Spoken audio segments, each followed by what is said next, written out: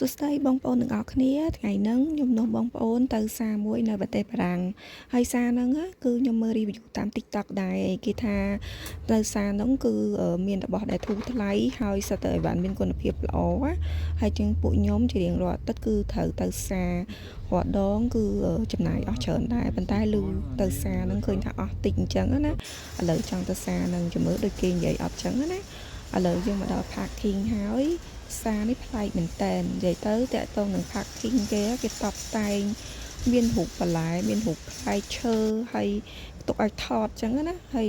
ចូលតាំងពីណាកន្លែង parking រហូតចូលទៅដល់ខាងក្នុងនិយាយទៅបើសិនជាយើងយកកូនទៅខ្វាកមើលហ្មងព្រោះនៅក្នុងនឹងគឺគេតបតែងស្អាតហើយលក្ខណៈគេមានចេញមករូបចម្លាក់ខ្ជូតដូចជា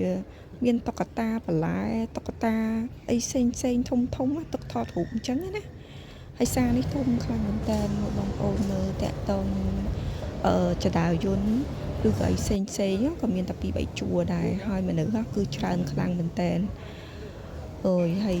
ឥឡូវពួកខ្ញុំចូលទៅដល់ខាងក្នុងជាមួយយើងមានអីលក់ខ្លះថែមទៀតអញ្ចឹងណាសម្បីតែយើងចូលទៅខាងក្នុងណាមើលណាអូយមើលអីវ៉ាន់គឺច្រើនខ្លាំងមែនតើបងប្អូនផ្លែប៉ោមវិញគឺផ្លែប៉ោម130មុខមែនតាមានទាំងអាប៉ោមទូប៉ោមធំប៉ោមខ្ចីប៉ោមស្អីក៏មានដែរនិយាយរួមទៅស្រឡាញ់យកមួយណាដាក់មួយនឹងហើយសិតតែធូរថ្លៃទាំងអស់មកប៉ោមមកនេះមកបាវធំតែ1រៀលជាង2រៀលឯងបងប្អូនហើយនៅក្នុងនឹងយើងមានក្រូចមានចេកមានផ្លែឈើច្រើនមានក្រូចមានចេកមានបន្លែវិញគឺច្រើនមុខមែនតើហើយនេះកាគី1គីឡូត្រឹមតែ1រៀលចុច50សេនទេហើយខ្ញុំទិញមកថង់ធំដែរអស់តែ3រៀលជាងមានកូនតសក់ធំតសក់តូចមានផ្កាខាត់ណាអូយច្រើនខ្លាំងមែនតើបងប្អូនហើយនៅក្នុងនឹងគេមានលក់អីវ៉ាន់ជើកេះធំទៀតណានិយាយទៅសំបីតែ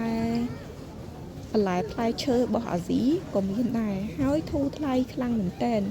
បងប្អូនអាចមើលតាក់ទងនឹងតម្លៃវិញណាខ្លះតែ1រៀលជាង2រៀល3រៀលឯបែបទិញភាពធៀបនឹងសារធម្មតាគឺតម្លៃធូរជាងច្រើនអាច30%ឬក៏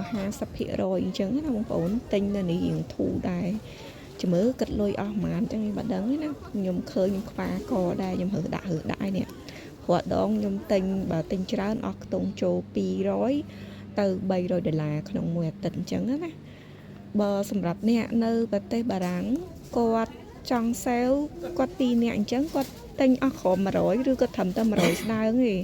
ប៉ុន្តែដោយសារតែពួកខ្ញុំគឺអ្នកញ៉ាំច្រើនណាអញ្ចឹងពួកខ្ញុំមួយអាទិត្យចំណាយអត់ដល់ក្រោម300ទេអញ្ចឹងឥឡូវមកសារនេះខ្ញុំគិតថាប្រហែលជាវាអស់ធូរថ្លៃជាងអញ្ចឹងណា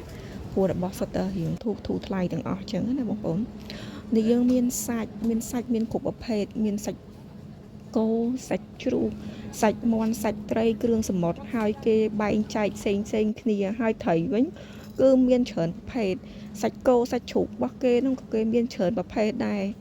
ហ៊ាននិយាយបងប្អូនសារនេះអស់លុយអស់តិចមែននិយាយរួមទៅធូរថ្លៃខ្លាំងហ្មងធូរថ្លៃជាងនៅក្រៅ30ទៅ50%មែនពួកខ្ញុំគិតលុយហើយឥឡូវអស់ខ្ទង់ត្រឹមប្រហែលជា7-200ឯងរដងទិញតែយ៉ាងហ្នឹងគឺអស់ខ្ទង់ប្រហែល300ចឹងឥឡូវពួកខ្ញុំទៅផ្ទះវិញហើយចាំខ្ញុំថតឲ្យបានដែរពួកខ្ញុំទិញថាខ្ញុំមានទិញអីខ្លះទៀតអញ្ចឹងណាទាំងសាច់ទាំងបន្លែអូខេអរគុណបាយបាយ